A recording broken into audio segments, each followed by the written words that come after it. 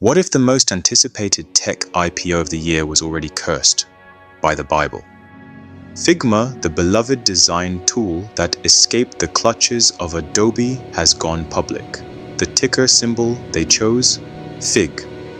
Welcome to TechOnion. We're a crusade against the digital snake oil salesmen and tech charlatans. We peel back the layers of hype to find the core truths. And today we found a story so biblical it makes Apple's origin story look like a footnote. For years, the design world has lived this story. Figma is David, the nimble, collaborative hero. Adobe is Goliath, the slow corporate giant. When regulators blocked Adobe's $20 billion acquisition of Figma, we all celebrated. David had won. Freedom. You're probably thinking, this is great. Figma gets $1 billion from the breakup fee, stays independent, and we all get to keep using a tool we actually like. That was the victory parade. But what if you've got the story completely wrong? What if that $1 billion breakup fee wasn't a parting gift? What if it was the tuition for the most expensive business lesson in Silicon Valley history, and Adobe was the one who graduated with honors?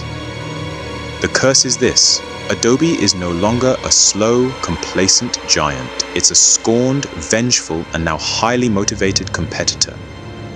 Let's go to Sunday school for a second. The Bible tells a story about a fig tree. From a distance, it had all the signs of life, big, healthy leaves. But when it was approached, it had no fruit. It was all promise, no delivery. So, it was cursed to wither and die. Now look at Figma. The beautiful leaves are its incredible product, its loyal user base, its $1.5 billion IPO hype. But the fruit?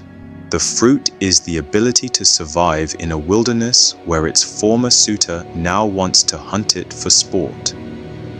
When Adobe tried to buy Figma, they were lazy. Now that they can't, they've woken up. They are building competing tools, not as a startup, but as an empire. They own Photoshop. They own Illustrator.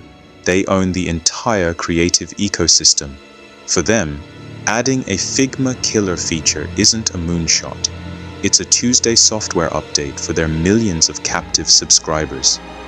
It's like breaking up with someone who then decides to open a rival restaurant directly across the street, except they already own the farms, the trucks, the chefs, and the entire global food supply. And the final, perfect, most satirical detail in this whole divine comedy? The ticker symbol. They chose to brand themselves with the very symbol of biblical disappointment, FIG.